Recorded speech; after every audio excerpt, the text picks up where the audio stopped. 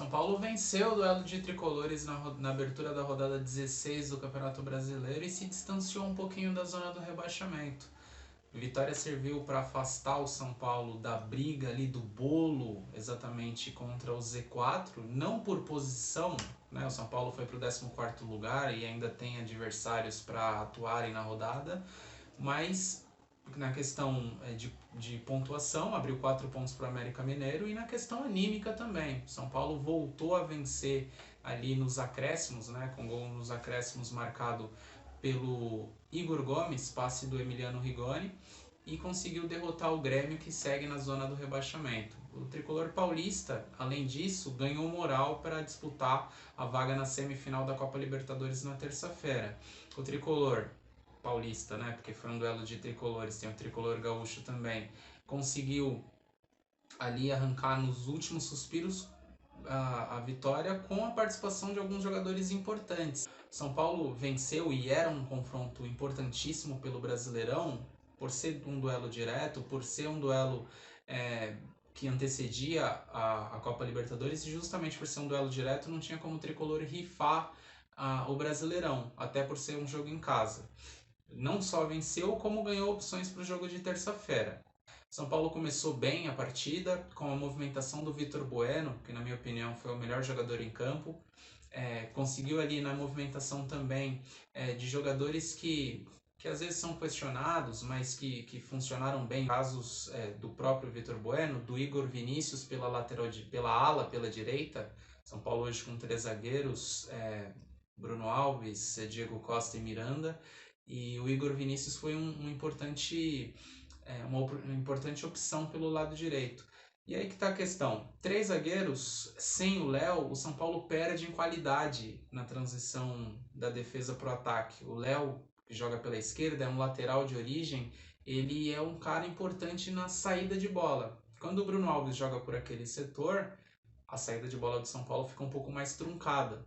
O Luan fez o papel de primeiro volante e não conseguiu dar a fluidez necessária que o São Paulo precisava, até porque o Grêmio tinha 5 jogadores no meio campo, congestionava bastante ali a saída de bola, e o São Paulo teve ali a sua dificuldade para conseguir avançar até o campo de ataque. Mesmo assim, saiu na frente, gol de falta do Vitor Bueno. Não é muito da característica do camisa 12 São Paulino a cobrança de falta. Ele deu uma pancada no canto do goleiro, mas o Gabriel Chapecó não conseguiu tirar a bola do gol. Até desviou na bola, que morreu no fundo da rede. Só que logo em seguida o Grêmio conseguiu empatar.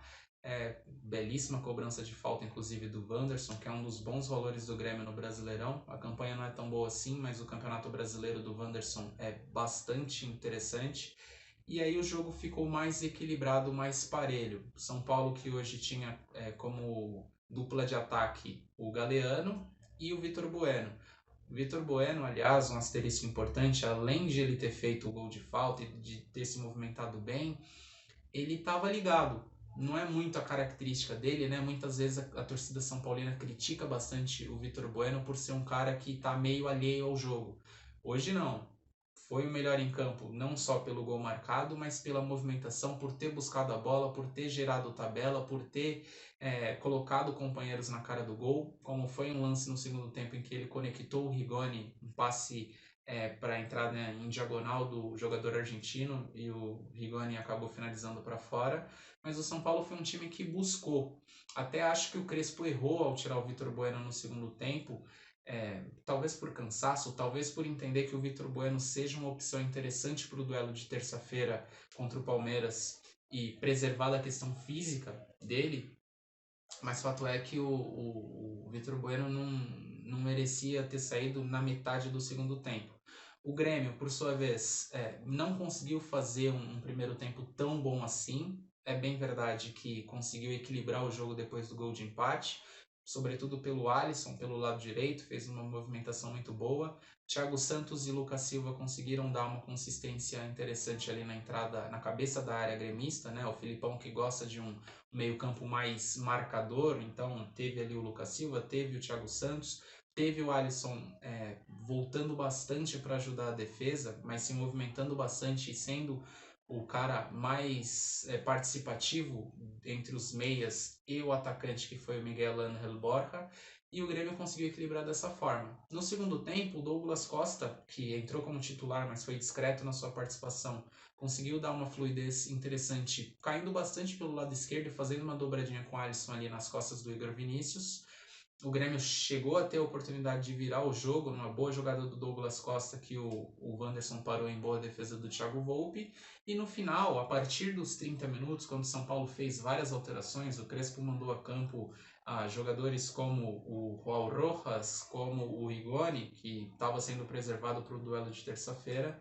O jogo estava morno e estava com cara de empate. E aí no final o São Paulo conseguiu arrancar a vitória, a jogada muito bem desenhada pelo Sara, que desarma no campo de defesa, avança, abre pela esquerda, o Rigoni faz o cruzamento e o Igor Gomes empurra para a rede. Rigoni foi preservado hoje, como eu disse, e é o cara já ao lado do Pablo com maior participação em gols do elenco do São Paulo na temporada. São 11, 8 assistências para o argentino, que certamente será titular na terça-feira pela Libertadores. Falei das opções no início do vídeo. Igor Gomes aparece como opção, não sei se para titular, mas para entrar no decorrer da partida. Gabriel Sara, que foi titular na terça-feira passada, deve ser titular no meio de semana, na terça-feira. O Pablo, que hoje foi poupado, deve iniciar o jogo, mas a estratégia do Crespo pode mudar. Ele pode ter uma dupla de ataque, por exemplo, com Igor Gomes e Rigoni, e deixar o Pablo para o segundo tempo. Pode ter uma dupla de ataque com Gabriel Sara e Rigoni, e ter o Igor Gomes participando e voltando ali, como a questão dos encaixes é muito importante nesses duelos contra o Palmeiras. Talvez seja também uma opção do Crespo ter o Pablo, né? Ter o Pablo que hoje foi poupado, para o segundo tempo, como opção ali de segundo tempo. Não se sabe ainda a condição do Luciano, se ele vai ter físico e, sobretudo, quantos minutos terá o camisa 11, se é que vai ter na terça-feira para atuar. Então são questões a se resolver. O fato é que o São Paulo conseguiu uma importante vitória e vai com moral para terça-feira. Asterisco importante sobre o Palmeiras. Não fez um jogo tão bom assim contra o Galo.